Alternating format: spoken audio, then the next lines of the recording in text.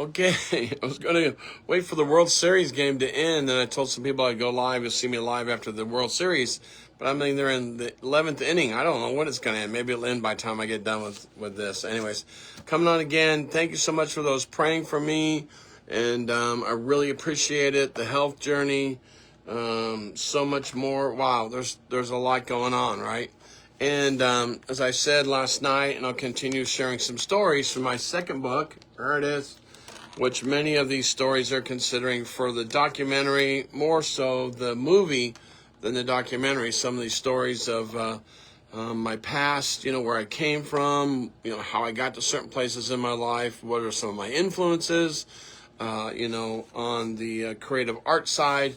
So, many people don't know that, for many years, artist, designer, working with architects, interior designers, got some amazing stories, and God gets the glory even before I knew God or followed God or believed that I should follow God, because I wasn't. I grew up poor, and my mom did an amazing job raising us, and I thought if you become rich and famous, you'd be happy. I thought if you became rich and famous as an artist, as an entertainer, or, different things. And so one of the things, as I'm sharing with you some of these stories, I want you to consider some of these things that I'm talking about. Cheryl Dindy, when I married her, had to walk with me through this with our family. And there were many, many opportunities. And, there are many times and situations where we're right on the edge of some huge things. So I want to share some of the stories of that. And the other part is, as I was telling someone today, I don't have the strength of my youth when I was 35, 30 years ago, 35, 40 years ago.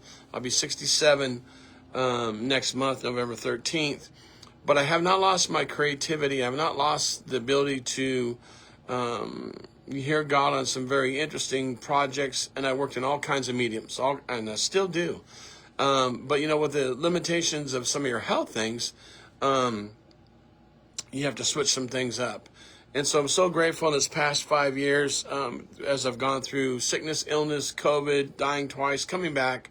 And as I'm getting stronger, taking health choices and doing the best I can through the things I'm facing, I'm going to do some of my artwork, even if I have to drag my limbs through it, if you will, with the injuries.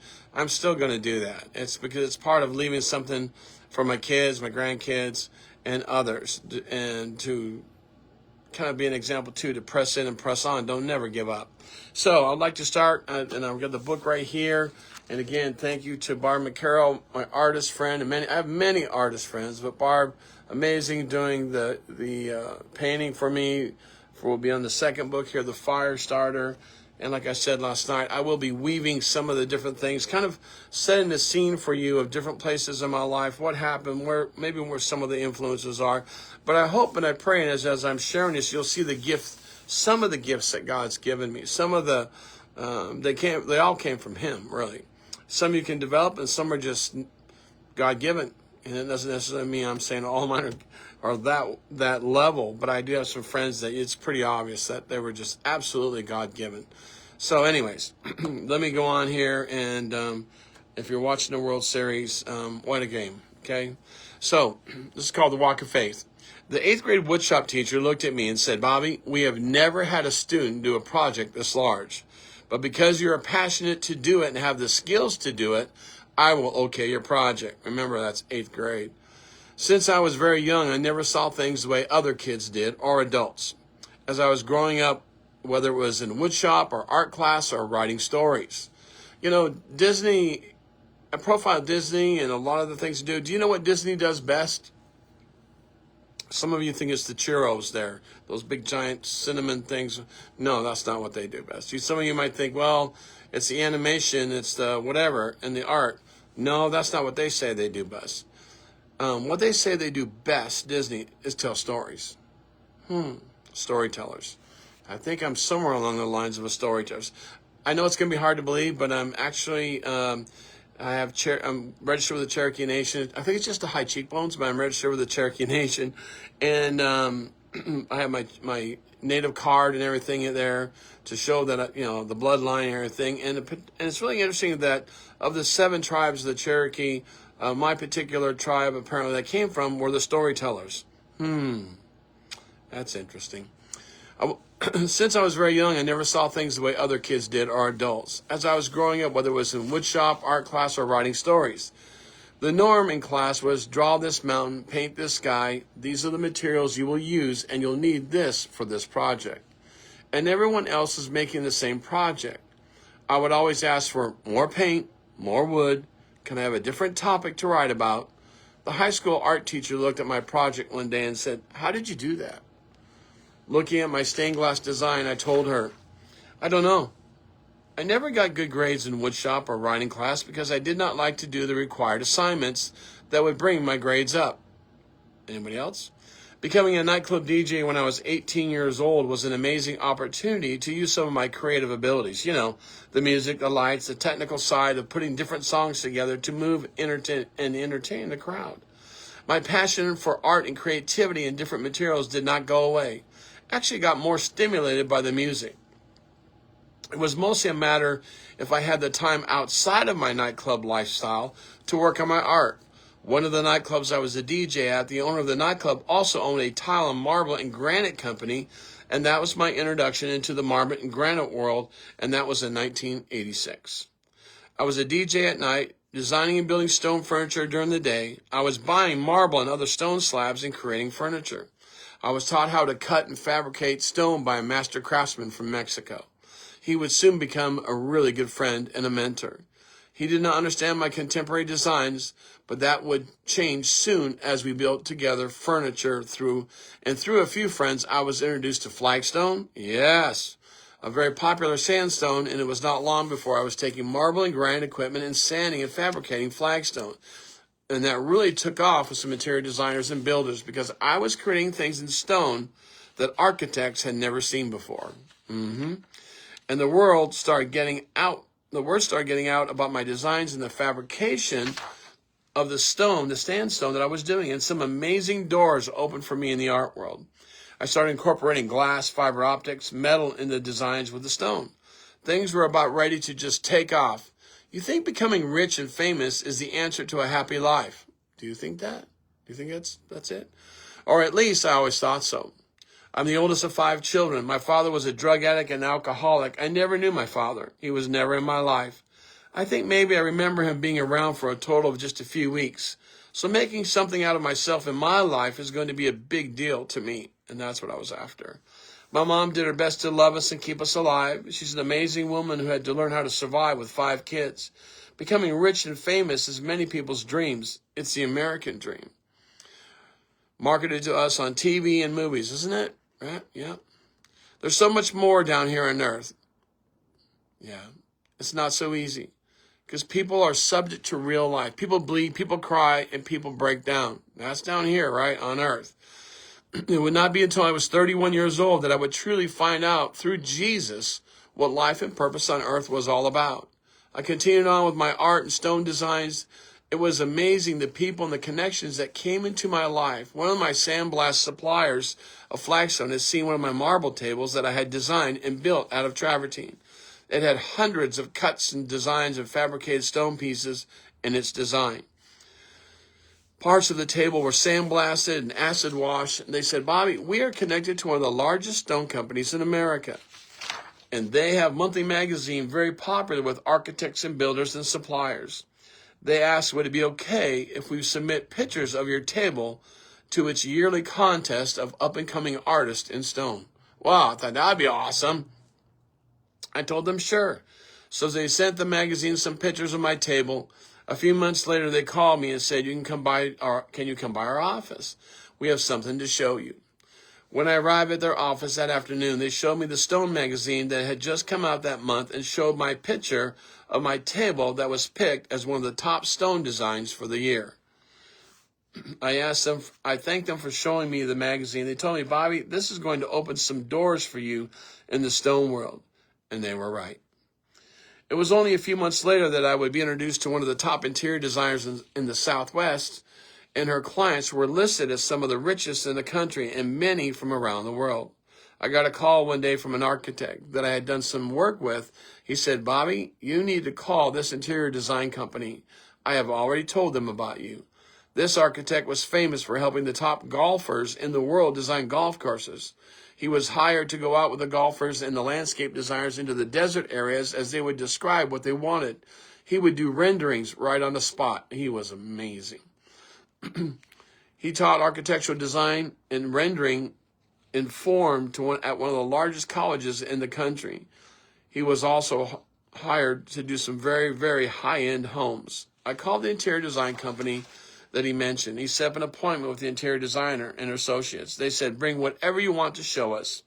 At the time, I was working in stone of all types, marble, granite, flagstone, slate, and I had incorporated glass and acrylic and fiber optics into some of my designs. I was also sandblasting in stone and other materials. When I came to my appointment that day, I brought some of my samples and pictures of what I had done up to that point in time.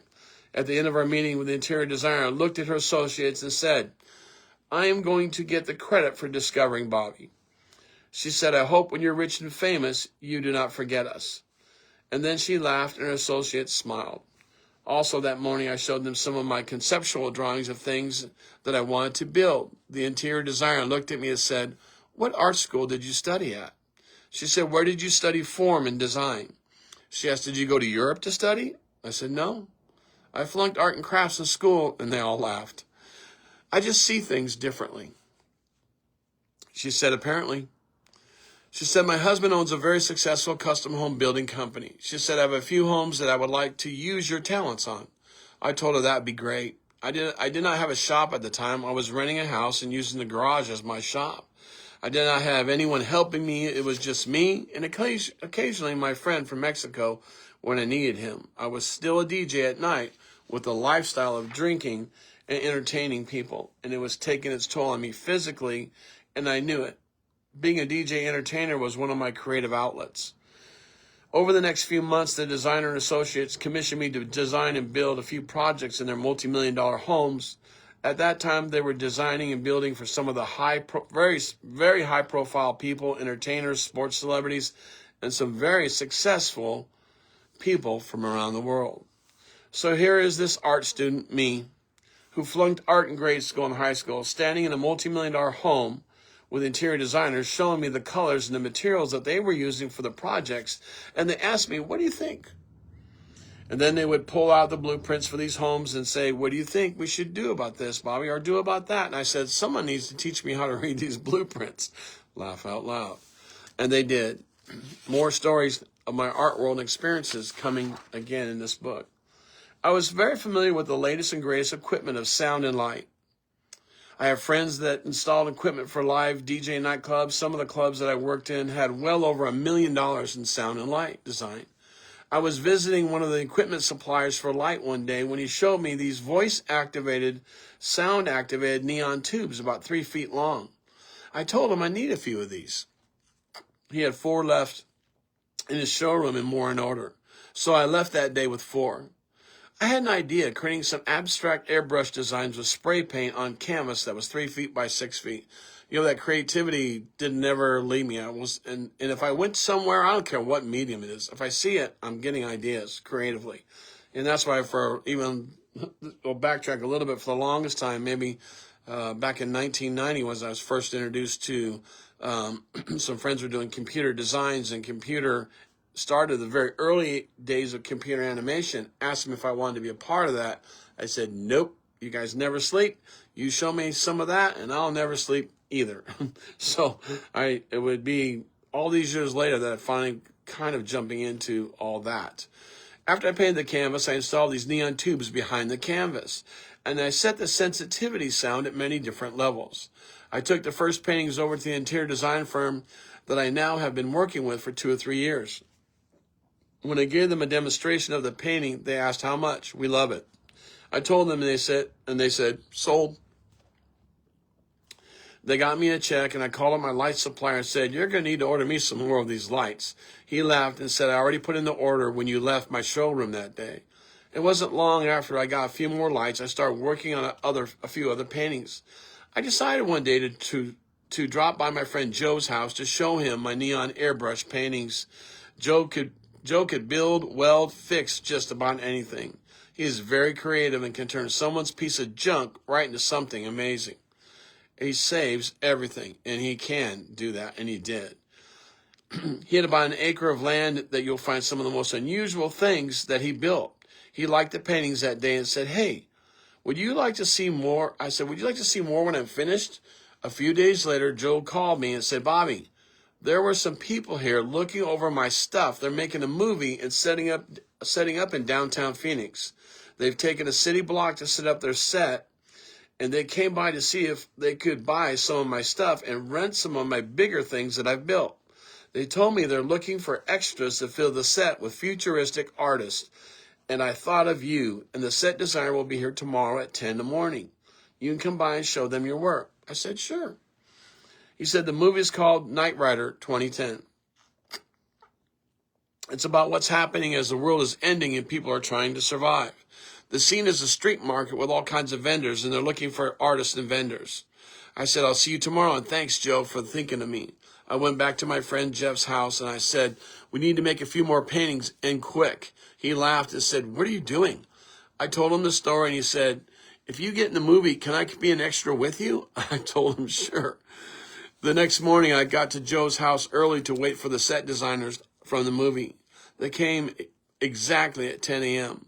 My friend Joe introduced me to them, and I showed them my paintings, and they said, "We would love for you to come and bring your paintings and be dressed as an artist for the movie." I told them I'd be glad to do it. "Can I bring a friend?" They said, "Sure. He can be a part of the art space with you as a street vendor."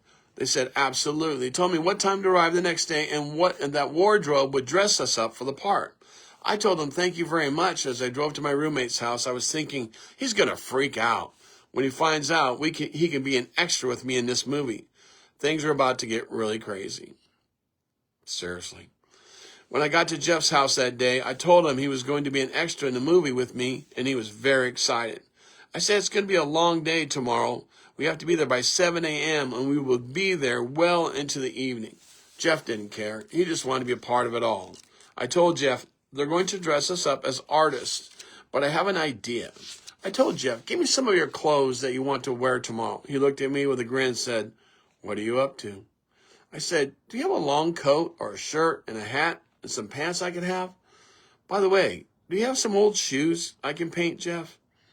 He just laughed and said, "Here we go again." He knows I'm always up to something, experimenting, creating, drawing. So off to the art store in Home Depot. I spent the entire afternoon painting all of our clothes as I would paint the canvases of my paintings, overlaying patterns and designs and using spray paint like an airbrush.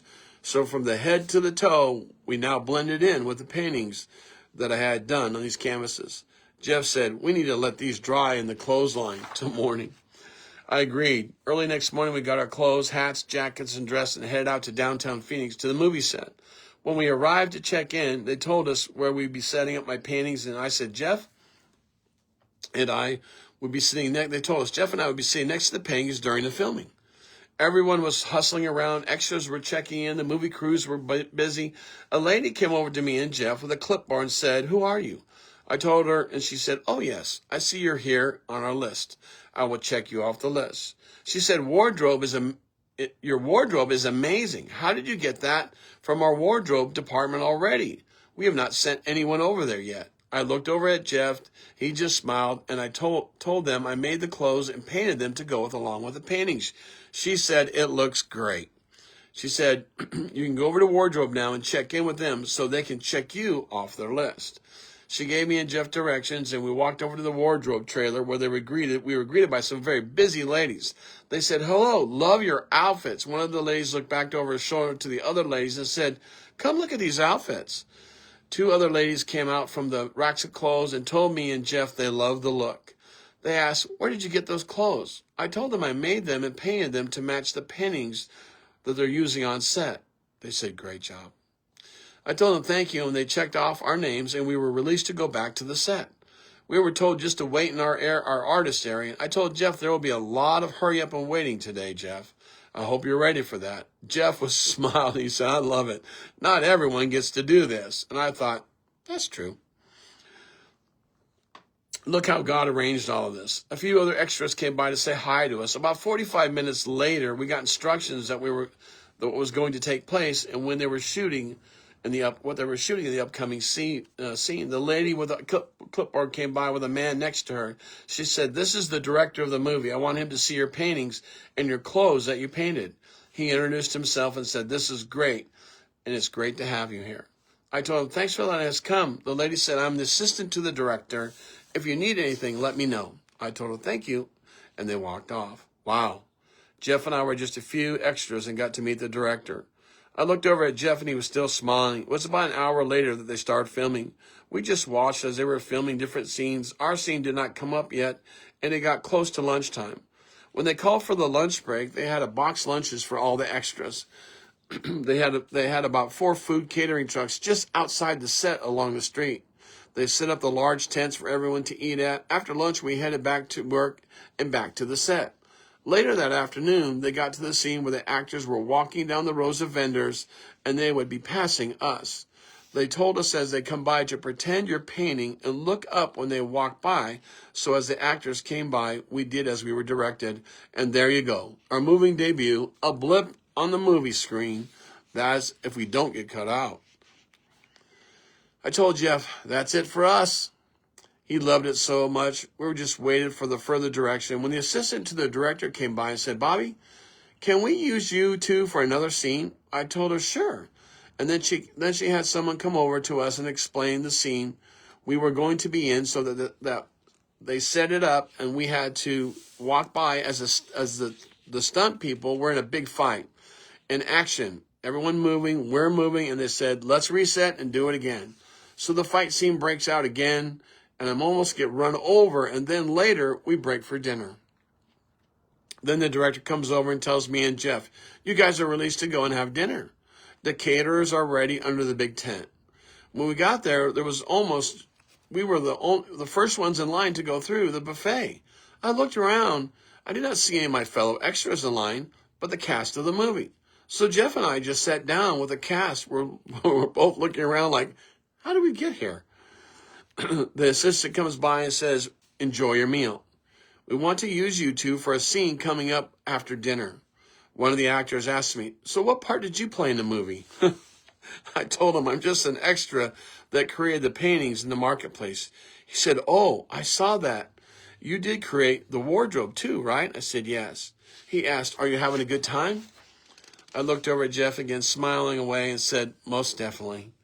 After dinner, we got our instructions for the scene we were about to film. The scene was this monster truck crashing through the gates, and we were scrambling in different directions. So action, the monster truck comes crashing through and everybody runs. It was a real long day, and Jeff enjoyed every moment of it, and so did I. Funny, as we were driving home, I remember the looks that Jeff and I got from the other extras in the movie at dinner time. Here we were sitting with the cast. Everyone else was directed into another area set aside for the extras. Yeah, that was crazy. You just never know what door the Lord may open for you to walk through.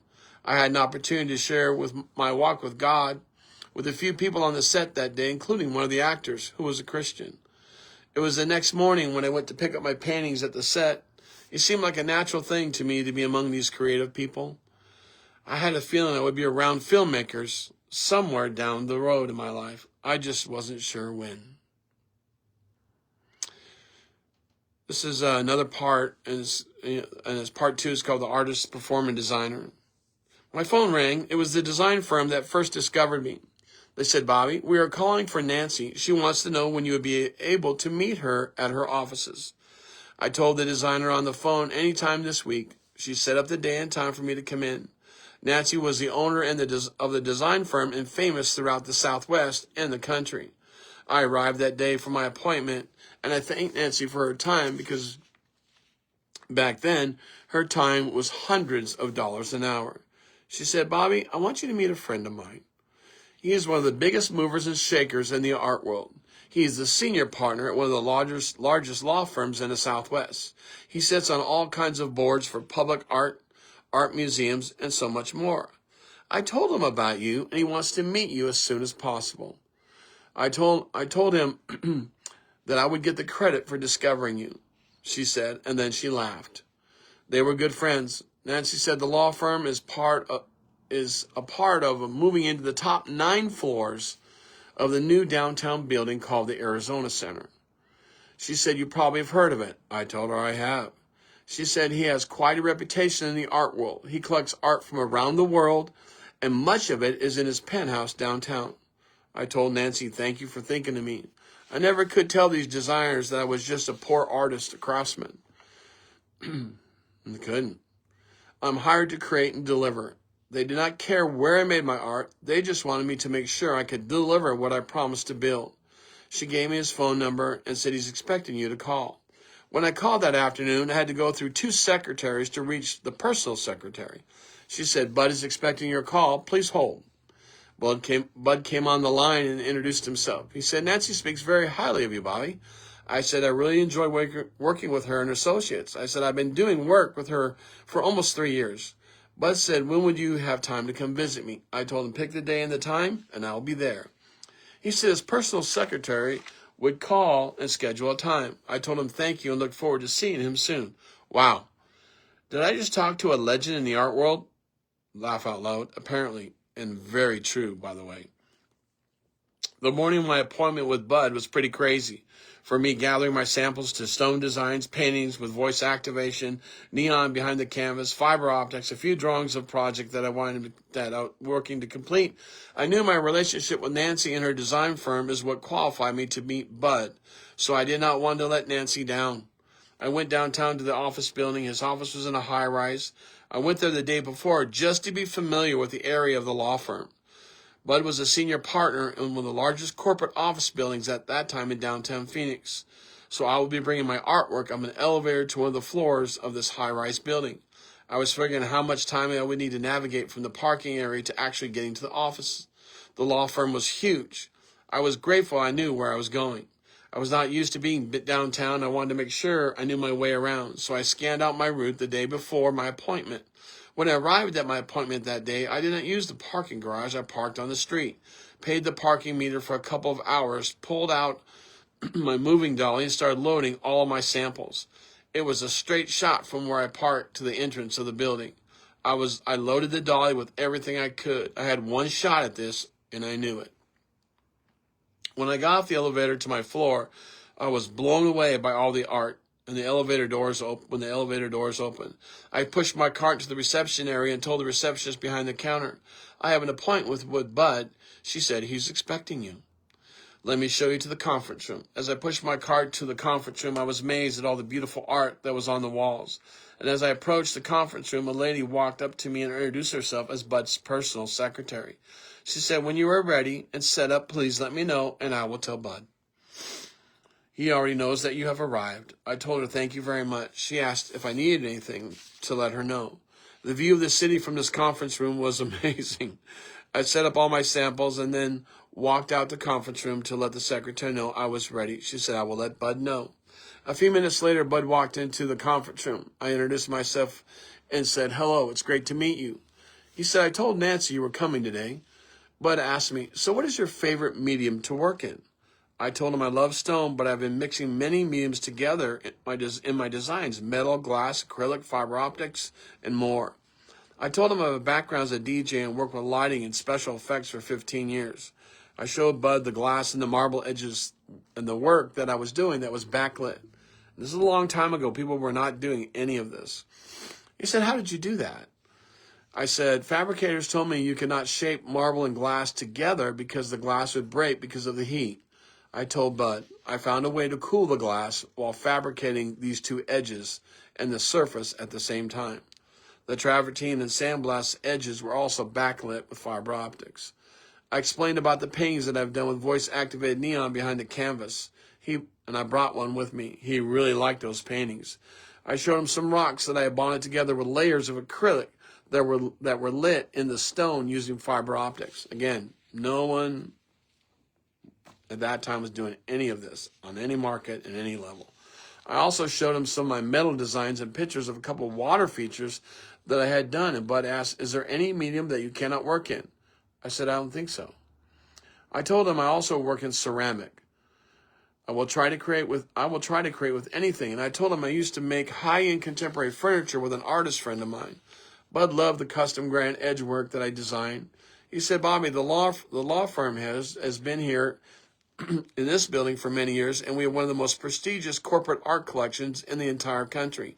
We are moving into the top 9 floors of the Arizona Center, and I have hired one of the best architectural and design firms in the country to help us.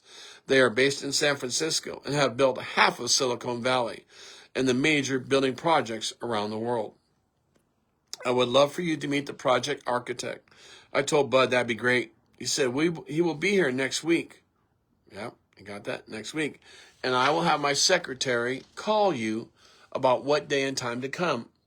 Bud said, have you ever considered working for Disney? You would have unlimited resources and all the money you need to work with. If you're interested, I can make that happen. And let me tell you, I'm going to go further down the story. And I told people sometimes they probably thought, yeah, whatever. But I said, not only did I have opportunities to work Disney creatively, but I also had opportunities, even appointment to, before I knew Christ, to do an audition, voice audition, some character voices that I created with Disney. But I was so full of myself at the time. I was a hardcore alcoholic, and I never went to that appointment. I never did the voice thing. And I, again, lost in that addiction, but did not lose the ability to do it, but didn't go. What you showed me today, he says, is amazing. I will tell Nancy, thank you for sending you to meet me today. He said, you can leave me a few samples that I can show some people. I said, of course.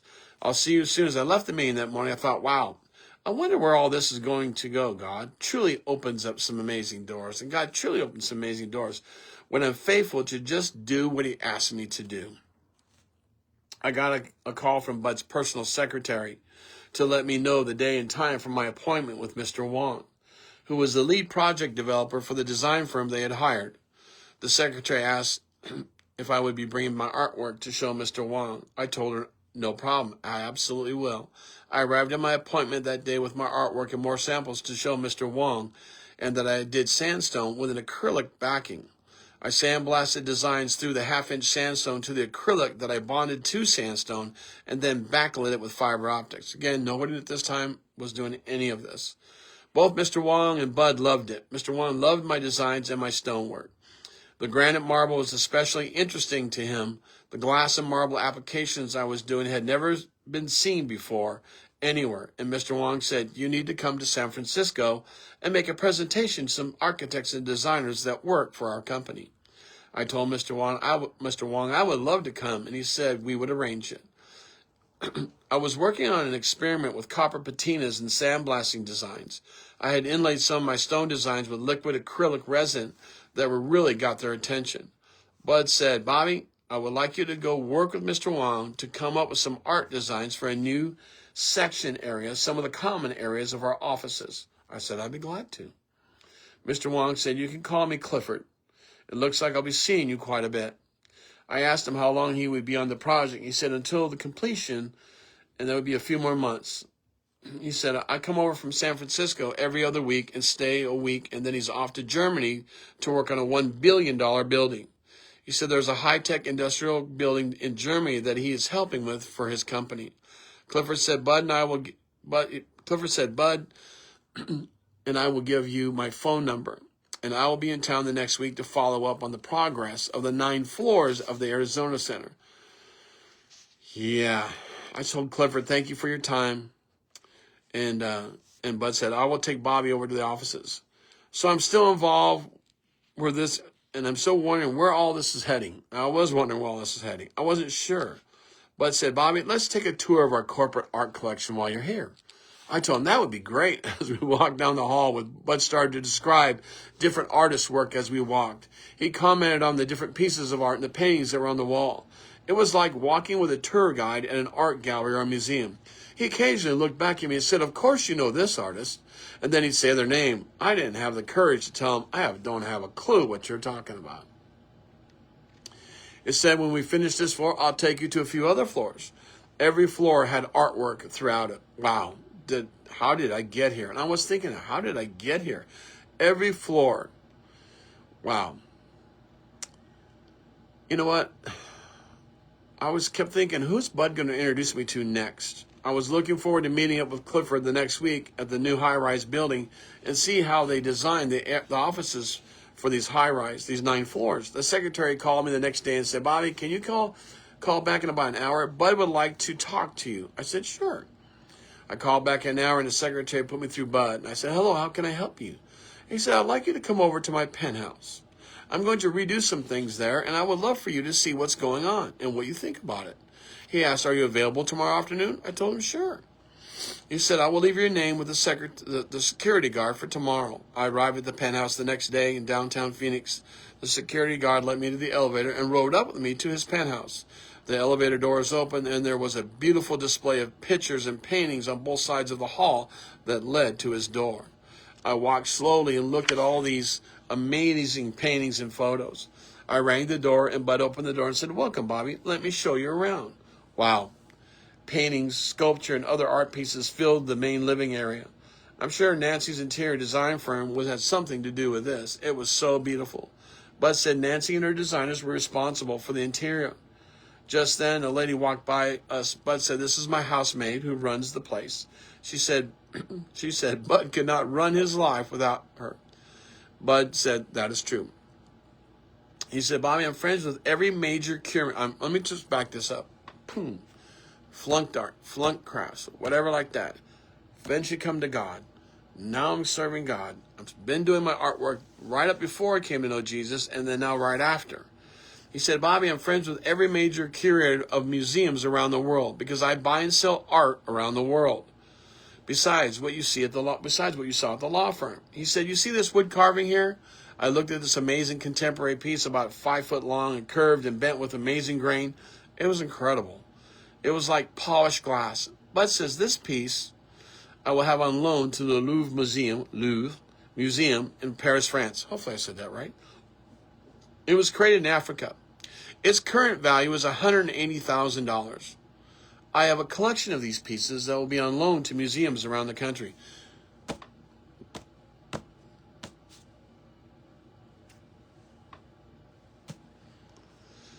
How did I get there? I have a collection of these pieces that will be on loan to museums around the country. I have some more things to show you today. Some art I think you'll really appreciate. Before I came to Bud's penthouse that day, I looked up some of the things that Bud and about him and found not only is he called Mr. Arizona Art, he was also on the Arizona Arts Commission. He served as the president of both the Hurd Art Museum and the Phoenix Art Museum. Hello, let me try that again. President of both. Obviously, with wealth and connection, Bud's it was for real. He said his personal art collection is worth over a few $1 million, and I believed him. I could see it. He said, Bobby, let's step into the guest bedroom. I love this part. I want to show you a painting. We stepped into the guest bedroom of his house. The housemaid came out of the bathroom in the next room. Looking at the painting on the wall, Bud said, what do you think? I was standing there looking at this 6 by 6 foot painting, and it was the color orange, just orange. I said, the orange is shaded just a little from the top to the bottom. He said, you were right. It's very subtle. Can you see it? I said, I can. He told me this artist used to live out of his van and paint art at art festivals and shows. He was a struggling artist with a great gift. But said, I told him I want to help him, and I wanted him to give me 10 paintings, and I would pay for the materials. He told him when he was done that Bud said he would set up an art show and invite some of his friends that Bud knew. He said when he finished and brought all 10 paintings to him, so when people arrived and the show was set up, they asked if they could commission him to paint for them, because what Bud had done, he put sold on all 10 paintings, and because he was Bud, because of who he was, they started commissioning this artist. Bud said, Bobby, he went from living in his van to a year later picking me up for lunch in his Rolls Royce. I'll try that one again. He said, Bobby, he went from living in his van to a year later picking me up for lunch in his Rolls Royce. With a very stern look on his face, he stared at the painting. He said, I can make or break artists, and I have. He said, I sold the other 9 paintings not too long ago and made quite a profit. Bud looked at me and said, "You have the talent and the skills to do much more than this artist." I know a lot of people don't know this. You know the backstory. You don't know the frustration. You don't know all this stuff. And God hasn't taken it away. It was just a battle. Yeah.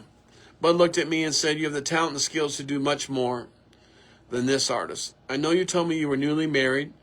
You can make a name for yourself and really take care of your family." I said, "Thank you, Bud. I appreciate your kind words." Bud said, "We'll talk more, and I know that you've been following Christ for about 3 years." I said, "Yeah." I told him I'm no longer a DJ in the nightclubs, but worked as a corporate DJ entertainer. Most times I worked on the weekends to try to make money for my family. That allowed me to put a lot of my time and effort into my art designs. I was being commissioned by Nancy to do work on a few homes with her, so I was getting a chance to design and build some new things. I was developing art in different mediums with stone and light.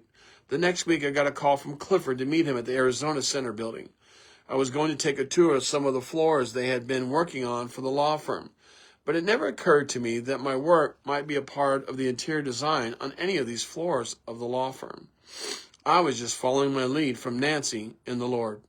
When I met up with Clifford that week, I got a chance to learn about his life, his family, and his work with his huge architectural firm. Obviously, he was really good to be the project architect and designer for his company on this job and many others. He told me he has traveled the world for his company.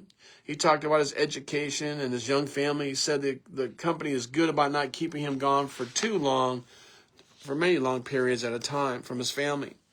I thought, "You must be really good for the company to be that concerned for you and your family." Clifford asked me many questions about my art, my passion to build and design. He was interested that I had a background as a nightclub DJ and currently a corporate DJ entertainer.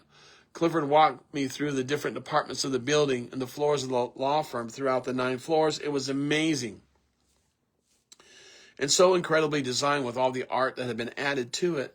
It was like a warm, functioning art gallery among a busy law firm. It all worked and all made sense. Clifford asked me where I went to school to study art and design. I laughed and I told him I flunked art and woodshop in grade school and in high school. I just saw things differently and could not conform to everyone else was doing. I told him other people asked me the same thing that you just asked me. And I told him architects, designers, builders, and others have asked that. He looked at me and said, "I see you have a gift from God." He smiled and said, "I knew you were a Christian when I first met you." He told me he grew up in a Christian home. He said, "You know, Bud does not believe in what you believe, Bobby." I said, "Yes, I know. I have talked to him about that already." Bud told me where and how he was raised and and how he got to where he is today. "You know, this wouldn't be the first crazy assignment that the Lord has given me," I told Clifford. He laughed. I said, "The Lord has sent me on many crazy assignments." Then we both laughed some more. Clifford said, "I know what you mean." We had lunch that day together. We talked some more about our families, God, life, and that I've been a part of so many miracles in the past few years as I've been walking with Jesus. Clifford said, "You need to come to San Francisco and meet some of my fellow architects and designers." And again, he said, "When this project is done, I will arrange it." It did not matter what style or materials I needed to work in. God constantly was downloading ideas and concepts to me that were amazing to the designers and the architects that I was meeting with and showing them some of my work. I shared a few of these ideas with Clifford, and he asked, "How does that work?" I said, "It's like a picture in my head, and many times it develops like a Polaroid picture. The design starts to develop step by step, and I ask the Lord questions as the ideas come to me." So Clifford said, "It's an ongoing communication with God." I said, "Yes, it's very amazing." I said, "I do not have a shop. I work out of my backyard and I have a few minimal tools, but someday that will change." I told them I have many designs and concepts the Lord has given me, and I have not yet been allowed to release them. I told Clifford I have learned some very hard lessons about business and art in this life. I'm pushed by a creative force behind my work. God is the creative force that created me and gave me the gifts and the talents, and it's all for His glory, not for mine. So I just stay in that place of humility, still trying.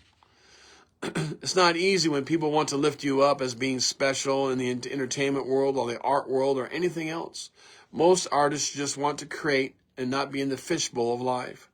I know how to function in both. But like a good baseball player, I'm only good for 7 innings in the game. I told him I'm in need of a good closer that can close my game, close the business deal, and still be on the same page with me and the Lord, and with my gifts and my talents and the purpose and design that he's given me. But most of my life, I grew up with poverty mentality that says I'm not worthy what others have. I was raised by a single mom who was trying to keep her 5 kids alive. And this is the story I was telling Clifford. Trying to keep us alive, fed and clothed. I thought fame and fortune was for others, not for me. It was okay to work for them and design for them, but it was not okay to be them. I told them when we were young, we were looked down upon for what we didn't have. So when I started making money and chasing fame and fortune, I found that most of the people I thought were at the top of their careers, jobs, entertainment, I found many of them to be the most insecure people that I've ever met. And what they need to know is what I found through Jesus Christ. I found purpose and peace and a creative source that never ends. And let me tell you, it hasn't ended now. Through all my trials, through all the hard times, through all this hell stuff, through everything that's happened, it hasn't ended. So I just try to find ways that I can use that creatively, whether it's the music, the lights right now, or whatever. But Lord's really pushing me to do some creative things in the art world. And this generation especially loves art. I said I stopped chasing fame and fortune to find my identity. And I'm fine with that.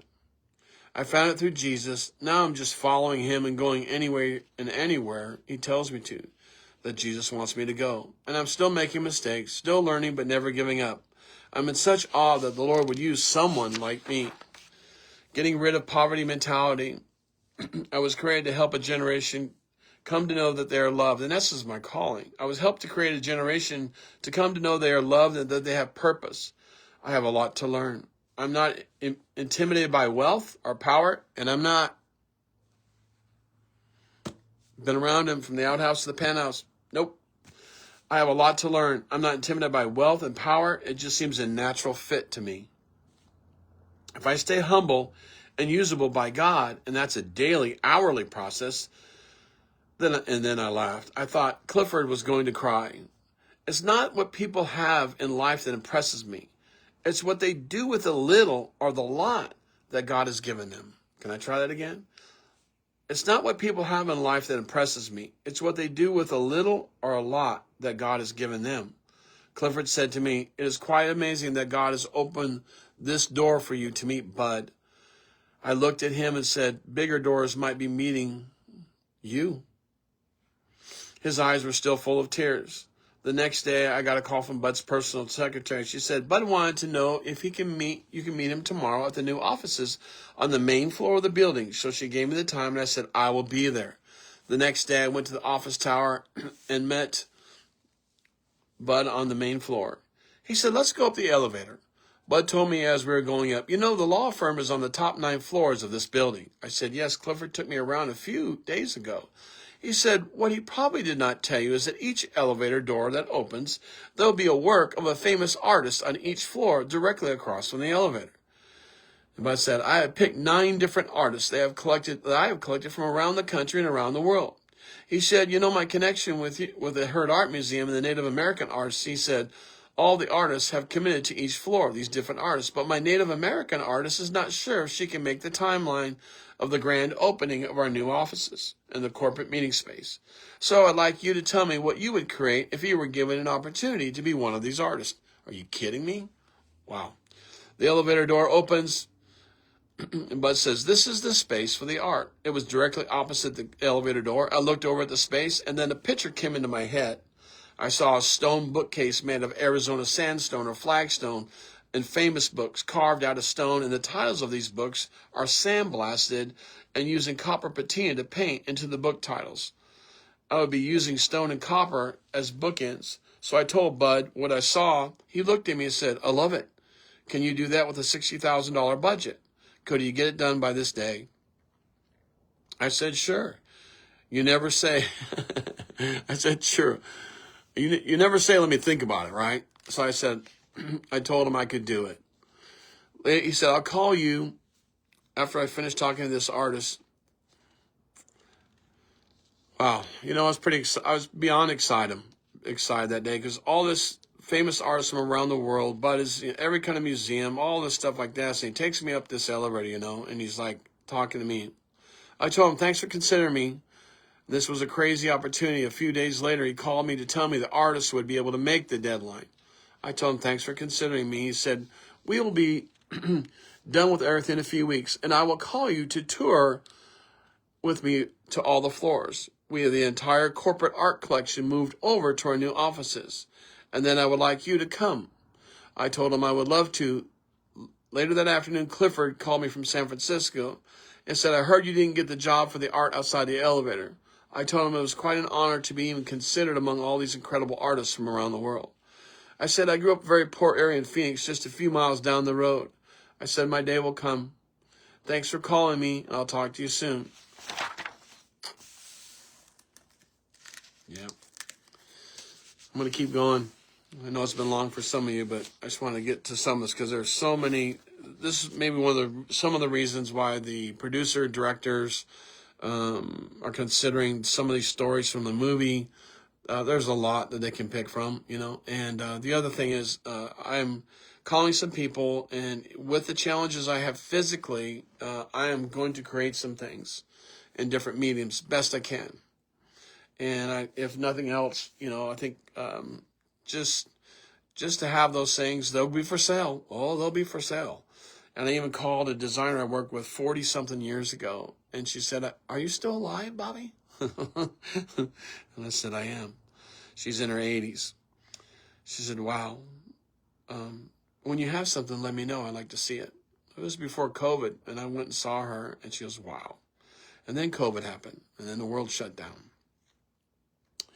And I left this world and came back twice, died and came back twice.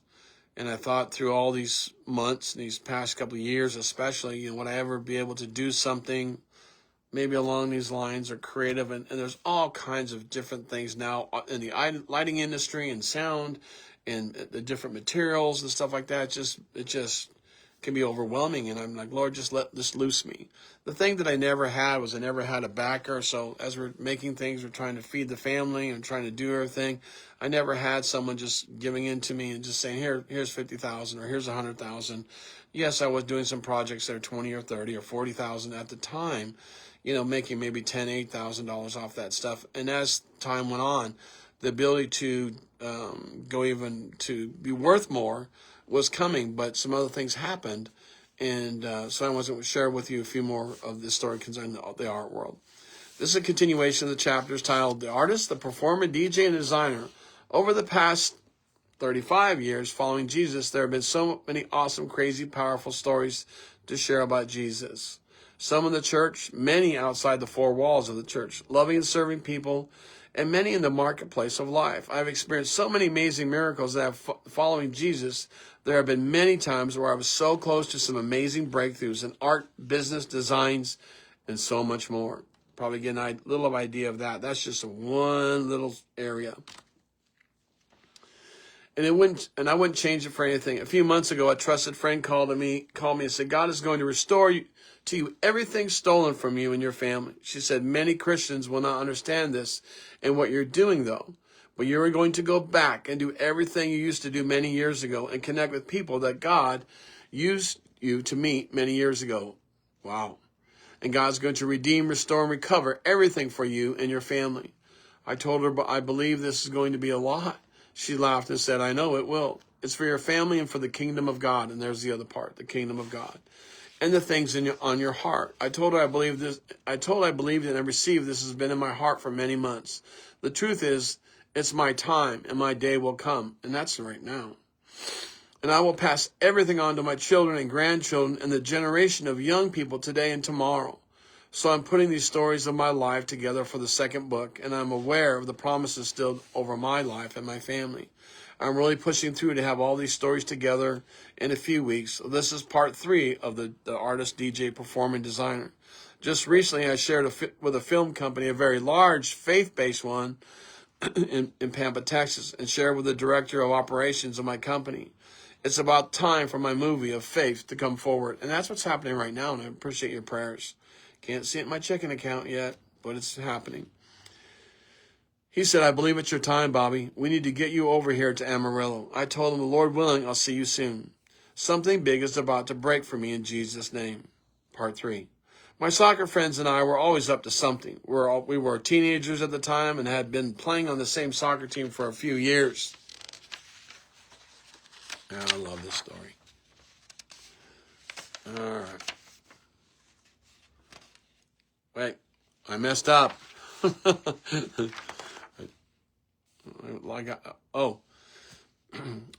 As we got older, we all went our separate ways. Sorry to reading this. I became a nightclub DJ, and a few of my friends got married. So we were playing we were like 15 through 17, 18 years old. We were playing then life, college, careers, married, families. I became a nightclub DJ around I was 18. A few of my friends got married, some went off to college, and others got jobs. I was just getting into the art world and a DJ at the same time. One of the families I grew up with and played soccer with had 5 boys, and their family had 1 girl. Her name was Sharon. She was beautiful and tough, and she learned to put up with all of us guys that were always around her. And as we got older, we all teased her about the guys that she dated. They were all from the wealthy side of town and much older than her, and her family was not poor and belonged to a country club that we would frequent often during the summer to swim at. Now, I was from the poor side of town, but that did not matter to their family. They just took me in as one of their own. The dad used to tease me and tell his wife all the time, are you sure we have to feed Bobby? He really likes to eat. She would just laugh and say, we already have 6 kids. What is one more mouth to feed around here? He would say, but he eats like 3 kids. And I did. I never gained a pound. I was always on the run. A few more years had passed, and many of my teenage friends were in business now, some law firms, others working hard to take care of their families. I heard that Sharon had got married and worked in an art gallery in Scottsdale, Arizona. Sharon had grown up and had many friends with very elite upper class people in the art world when she was very young. It was fun and glamorous, and she loved to travel. Somehow she learned about my artwork and called one of my old soccer friends to get my number. When she called me that day, I was very excited to hear her voice and asked her about her family and her own children and her own marriage. She said, my husband works hard and he is not in the art world, but said, I own a gallery and I've been representing some very famous artists for the past few years. She said, Bobby, I love the art world, but owning a gallery and doing art shows and entertaining art collectors from around the world has gotten to be exhausting for me and my husband. She said, we also have adopted 2 children and they are such a blessing to me. She asked, are you still a DJ? I said, yes. I'm doing some corporate events along with my art. She said, I heard about you through an interior designer that I know in Scottsdale. I said, let me guess, is that Nancy? She said, yes. And Nancy said, she was going to get credit for discovering you. I laughed and said, she has told me that a few times. Sharon said, I'm having a big show at Frank Lloyd Wright's Taliesin West for one of the artists that I represent. He's a painter and a sculptor from South America. We have some of his limited edition bronze pieces that I need sandstone bases for, and a design sandblasted into each base. They're already sold. I need 20 bases for the small sculptures. They are in bronze. And she asked me, is that something you might be able to do? I said, I need to see the sculpture and how the bases are designed. She said, that would be great. Can you come by my gallery this week? I told her, pick a day and I'll be there. I went to the appointment that day, and when I arrived, and I went to Sharon's studio. It was in a beautiful business district shopping area right next to the Ritz-Carlton Resort in Phoenix. And it had been many years since I'd seen her. She gave me a hug and then gave me a tour of her art gallery. She described in detail each artist and their work. It was truly awesome. Sharon said this will be my last art show. I have sold the gallery, and I've raised up some people to take my place as representatives to the different artists around the world. She said, my husband's business is doing well, and I'm going to raise my kids that we adopted. I told her that was so powerful, what she was doing. And I told her I've come to know Jesus. I said many things I was changing in life were empty, but not with God. I said many things not with God. I showed her my art portfolio and pictures of some of my work. She said even though she sold the gallery, she'd be available as a consultant to me and to some of her own clients. I was like, wow. She has known that she's personally known over the years, her clients. She said, Bobby, if you ever need my help, let me know. I told her I will. She said, let me show you the small sculptures that need bases. So she brought out one of the sculptures for me, seen as a marble base. And she said, We wanted the bases in sandstone with a symbol sandblasted into sandstone. It's like his signature. I told her each piece of stone has its own character, but I can make it happen. She said, can you do it for this amount? I said, yes. She asked, is that a fair price for you? I told her it would work. She said, the show was in a month, and we have collectors from around the world flying in. She said, you cannot believe who these collectors are. The show will be at Frank Lloyd Wright's Taliesin West. She said, Bobby, are you familiar with the architectural school there? I told her I had been out to Scottsdale a few times and was familiar with Frank Lloyd Wright Taliesin. She said, I'll fill you in about the artist and what he's created all over the world. When I left her gallery that day, I thought, wow, this artist must be something. You just don't get to have an art exhibit at Frank Lloyd Wright's Taliesin School of Architecture. You can go on tours of the school and the residents, and the school is still functioning to this day, and it still is. I was thinking it must cost a small fortune to rent out Taliesin for the art show. I went to my stone supplier and found the sandstone necessary to make the bases, and I called Sharon, and I made one, fabricated one, and called her. I wanted her to see it for her approval. I went back to her gallery. The stone bases were the stone base. She loved them and said, this is what we're looking for. I said, how are things going for the show at Taliesin? She said, we're having trouble finding the artist. We think he might be in France somewhere. His paintings and sculptures sell for hundreds of thousands of dollars and are collected around the world. We have people flying in on private jets from all over the world. We will be wining and dining them for 3 days before this invitation-only show goes on. We have people looking on exotic islands that he's known to hang out. The places like Brazil, he has so much money he could be anywhere. We have been looking for him for a few weeks. He knows about the show, and this isn't the first time we had to hunt him down around the world. She said, have you been to the Phoenix airport lately? I said, yes. She said, did you see the few giant paintings in the airport? I said, I did see them. They were amazing. She said, that is some of his work on loan to the airport. Wow. She just laughed and said, we'll find him. I told her I would have the bases done in a week. She said, let me pay you for them now. I left the gallery, and I was aware of the level of world-renowned artists I was making bases for. Before I left Sharon, she shared with me about one other artist that she represented. I told her I've seen his amazing sculpture in Sedona, Santa Fe, Scottsdale. She told me he lives in northern Arizona on a ranch. She said, I will arrange for you to meet him on his studio on his ranch. You will love it. I said, thank you so much. I would love that. I was very excited about the opportunity and thanked her again for getting me in contact with these artists. She said, he might like using some of your stonework on the basis for his larger sculptures.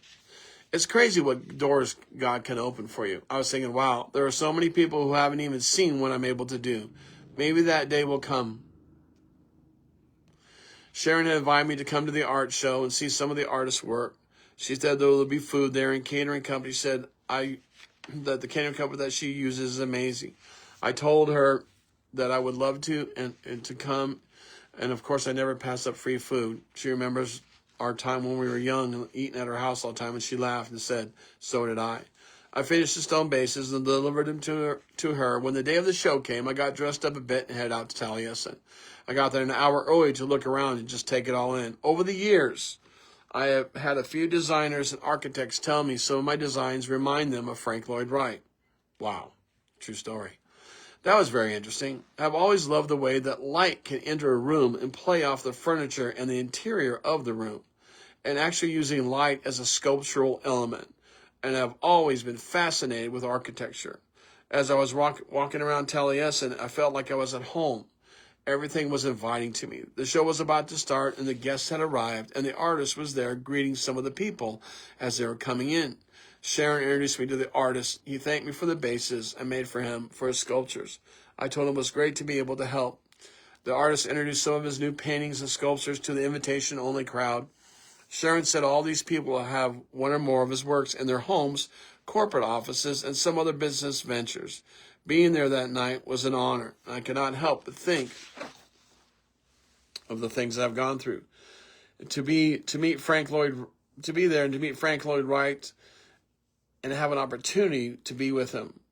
You know, and I've always wanted to do that. When the night came to a close, I thanked Sharon for inviting me. She said, I'm glad you liked it. She said, I'll follow you through with the artist up north that I was talking to you about to make an arrangements for you to meet him. I will let you know when he's available for a visit from you. A few weeks later, Sharon called me and said, I've arranged for you to meet him on his ranch. Are you available for this day? I told her I was, and I could go. Everything was set up for me. I traveled to his ranch in northern Arizona. He had a huge studio on his ranch. The entire day was amazing to actually meet him, to see some of his work in progress. It was incredibly inspiring. I loved his ranch. The day inspired me to create on a whole new level, and I was looking forward to seeing what God would give me next. It's many years later, and I'm still feeling a stirring in my heart and in my spirit after being at Taliesin West and visiting this artist on his ranch. Who knows? Maybe God will open up something, and I'll have my own ranch one day. The clock is ticking. It's about time. Some time had passed since my last visit with Bud in the law firm at the 9 floors. They were moving into the Arizona Center. I got a call from Bud one day. He said, Bobby, we're going to have a grand opening to our new offices next week, but before we do, I've invited a friend of mine to come tour our offices in the building. He's the lead architect that designed the new City Hall building. Have you been in City Hall yet? I told him no, but I heard it was amazing. He laughed and said, and I told him it was definitely cool. He said, it's definitely cool. He's coming on Monday, and I would like you to come and meet you and we will go on this tour together. I told Bud I would be an honor to see everything finally finished. He said, so it's set. I'll see you next Monday. I said, I'll be there. When Monday came around, I went downtown early, went to see the new City Hall. Wow. I love the interior. It reminded me of the movie set. Very dramatic, very powerful. I would have loved to have been able to take classes for the architecture in the architectural design school. I spent a few hours in City Hall that day and loved the building. It's amazing when architecture, design, craftsmanship, and interior design come together. It makes the building come alive, and sometimes even a city. I often wonder what our mansions in heaven might look like.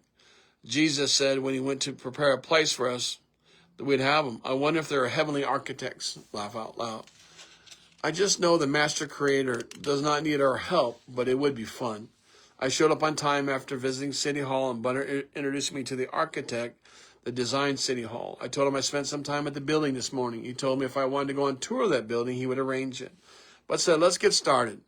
As we went to each 9 floors and the elevator doors opened, Bud was quick to explain the artist that made each place that was featured right outside the elevator door. As we walked the halls with Bud, the architect, they talked about the paintings and the photos on the walls. The art was from very famous artists from around the world. The art represented on these walls and the office spaces were amazing. It was so surreal to be walking behind them as they discussed the different art. Every once in a while, Bud would look back at me and see what I thought. I remember not long ago at Bud's penthouse when he showed me the painting that was about 1 foot square. He said this painting is worth over $100,000. It was painted by a very famous Dutch painter. The details of this painting were beyond amazing. And now I'm walking by and looking at the hallways of amazing art, and Bud would look back and say, you know this artist, right, Bobby? And he would say their name. I was thinking, I didn't even get a program. I had no idea who they were talking about. But the architect did. At the end of the 9 floors, Bud looked at both of us and said, I'm looking forward to what you think. Great. I'm like, okay, here we go. The architect was very gracious and complimentary about all of it and said some technical things that made Bud very happy. I thought, awesome. Now it's my time to go. Bud said, Bobby, what do you think? Oh, man. I'm not an art critic or an architect or an art expert, so I waited for God to download something for me to say. It seemed like forever, but it wasn't. I said, Bud, I can tell you what I felt and what I saw and experienced on our tour today. He said, go ahead. I told him the use of light and design in each floor was very unique in that it pulled you into each space comfortably, that the art was displayed on each floor was at times overwhelmingly beautiful, and it demanded a response. The design, the function of the furniture on each floor was designed unto itself beautiful. Each floor was unique in its purpose and design. As I finished saying this, I thought, wow, that did sound good as I thought. Did that sound as good as I thought? I hope Bud and the architect believe me. I mean, I have for a few years, been reading and entertaining people. So I was not sure about my acting, but I did mean the words that came out of my mouth. Bud looked at me and smiled, and the architect said, well said. I told them it was an honor to have been with them today, and I look forward to meeting them again. I had no idea where all this would lead, but God did. My job is still following the King and helping establish his kingdom. This would not be the last time meeting with these high-profile architects, designers, and some entertainers. As I drove back to my house to my wife and children, I said to myself, I wish I had someone to back me like Bud. Someone that's like this. I'm a struggling artist. He talked about his penthouse. When he talked about his penthouse, how he backed that struggling artist and how he made him famous and gave him an opportunity to use the creativity that he had. I was learning not to lean on my own understanding, but to lean on God. He truly is the source, and he is my booking agent, and he still is today. These are just a few stories that have happened to me in the art world. There are so many more that could fill a few books. I'm only picking what God is asking me to release. He's got a purpose. He's got a plan. I'm just following the Savior. The phone rang, and I answered. Hey, Bobby. This is Clifford from Studios. How are you? I told him, I'm doing well, thank you. He asked, did you ever get any work from Bud? I told him I didn't get any work from Bud, but he did refer me to some people, and he paid me for some samples that he first asked for. Clifford said, something big will come of all this, even if it's a few years down the road, Bobby, and you know how the Lord works. I said, I do, Clifford. He asked, how would you like to come to San Francisco to make a presentation to a few people? I told him that'd be great. He said, we're having an opening in a few weeks that I would like you to come to. I told him I would need to drive out and bring my samples with me. He told me that would work out just fine. Clifford said, I'll call you back to confirm the day and the time. I looked it up. From Phoenix to San Francisco was a little over 750 miles. I'd never been to San Francisco. The next day, Clifford called to confirm the day and the time, and I told him I was looking forward to seeing him. He said some of my fellow architects and designers were looking forward to seeing my work. Well, I had a few weeks to get ready and make some new things to show them. I gave myself a few days to get there. I loaded my truck with everything I could think of. I had one shot at this opportunity. I had no idea what was waiting for me. When I took off for San Francisco, I had a few $100s for gas and money for one-night hotel. Yes, I'm still the struggling artist looking for my big break. There is something about the road that I've always loved. It's meeting new people, going to new places, and it sounds like a whole lot like the Willie Nelson song, On the Road Again. I was born for adventure and new experiences. While the road can be exhausting, it has always been inviting to me. The road trip to San Francisco was exciting. As I drove closer to San Francisco, I looked out over the water to see the Golden Gate Bridge. Wow, that was one beautiful sculpture. Driving across the bridge, I cannot help but think of all the brave men and women who built this beautiful bridge. I had a few hours before my appointment with Clifford, so as I drove around San Francisco, I could not help but look at all the cool architecture of the city. I decided to find out where Studios was. And that's the name of it, was called Studios in San Francisco. They're one of the largest architectural firms in the country. And like I said earlier, they built half of Silicon Valley, and Clifford was one of the chief architects there. When I arrived at the address Clifford had given me, I was stunned. The building was huge. It took up about a city block. I thought, you got to be kidding me. How am I going to get all my stone samples and other pieces to this appointment? I'm so glad I came an hour and a half early. When I found out where I was going, it took me an hour to set everything up and travel back and forth with my truck. Clifford came into the conference room where I was directed to greeted me. He said, this is great to see you. How was your drive over here from Phoenix? I told him it was fine and that I loved the road. Clifford said there would be some architects and designers joining us this morning. When the meeting was about to start, people just started to file into the conference room. Everyone got seated. Clifford introduced me and shared how we met in Phoenix and my relationship with Bud. Clifford said Bobby's a designer artist in many different materials, but mainly stone. I told Clifford thank you, and I shared with this group of extremely gifted architects and designers some of my work, how I fabricated the stone, the glass, the fiber optics, along with the materials. They asked me many questions about marble and the glass edges that I created and many other things that they really loved. And they loved what I was doing, and then I ran into the roadblock. I was not a fabrication shop. I did not have a few employees creating or fabricating with me. I was just one creative artist. I did not have an investor or capital to get any help. So they loved my work, but the challenge with them was they wanted to know how many hundreds of linear feet of these edges could I produce. These people were designers of huge projects, and I would need to be able to supply my work on a scale that was not possible just for me. They loved what I created and invented. Unfortunately, they would not be able to use me on any upcoming project. It was a learning experience for me. I was able to work designers and architects in Arizona to create one-of-a-kind pieces of work on this level. I would have to be able to build and manufacture work for entire floors of buildings and many pieces of work for the scale of what they were designing and building. I would like to tell you that it went well for me, but it did not. While my designs and ideas captured their attention, I was not able to follow through without capital to have a fabrication shop or facilities. I could feel the disappointment from Clifford. Not that his associates did not like my work or ideas. It was that I cannot implement my ideas into the projects because I cannot manufacture the needed amount for the projects. I thank Clifford again for setting the appointment up for me. It was quite a lesson to learn. He said, I'm sorry. Maybe you'll find an investor down the road, Bobby. When you're done loading your work back in your truck, let me know and I'll take you on a tour of the building and take you to lunch. I said, that'd be great. The tour of the building and seeing where these people worked and created was incredibly inspiring. It was on a level that I dreamed that one day maybe I could be at. My journey home to Phoenix was full of new ideas that God was downloading to me. I was not discouraged but inspired to think and dream bigger. I mean, come on. You can't think small when you're designing these huge buildings. I called Clifford in a few months about something, a vision that God had given me in this vision. And when I first came to know Jesus in 1990, I called Clifford at Studios, and this would be the answer, if possible, if I could get back to Phoenix and design and create. You know, so I'm in that part there. That's some of the stuff. I was in the art world.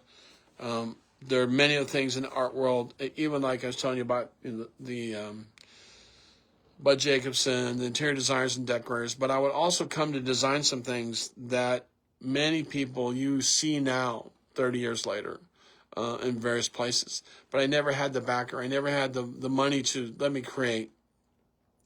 And at one point, one of the stories I'll tell you, I eventually had an opportunity to meet the gentleman who invented silicone and went to his house, multi-million-dollar house here in Phoenix. And he worked for Dow Chemical. And as I was sharing some designs and sharing some things with me, he said, man, I wish I still worked for them because you need to be in the R&D department of many, many things. That's why Disney would have been probably pretty good. But most likely I was supposed to have my own creative place. And I still believe for it today.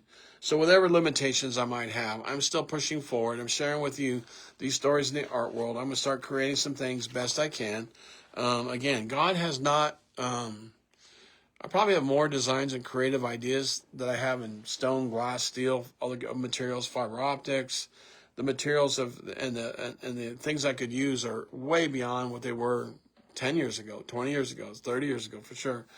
And so the only limitations I think are ours, no matter what you're doing. So thanks for watching this. It's a long one, but again, thank you for praying for me. There'll be more documentary shorts coming out soon. We'll put them on YouTube and Facebook.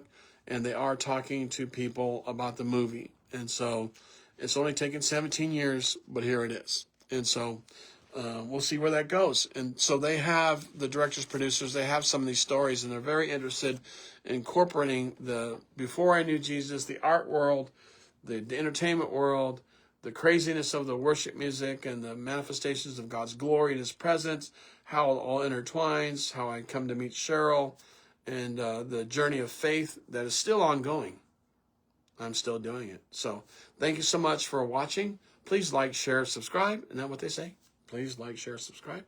And I was watching the World Series, but I couldn't wait to see after the 11th inning. I said, I got to get up here and do this. So God bless you. Please pass it on to someone. I hope to encourage. Never give up. It doesn't matter that I'm going to be 67 in November. It doesn't matter 20 years ago, 10 years ago, 5 years ago, 40 years ago. And some of these dreams and some of these things are still alive. I'm trying to find Clifford Wong.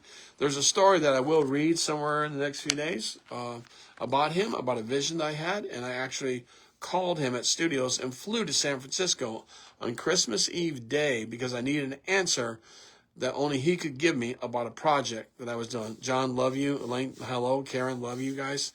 And keep praying for me. It's not over. Some of you that have my artwork, you better hang on to that. I'm not dead yet.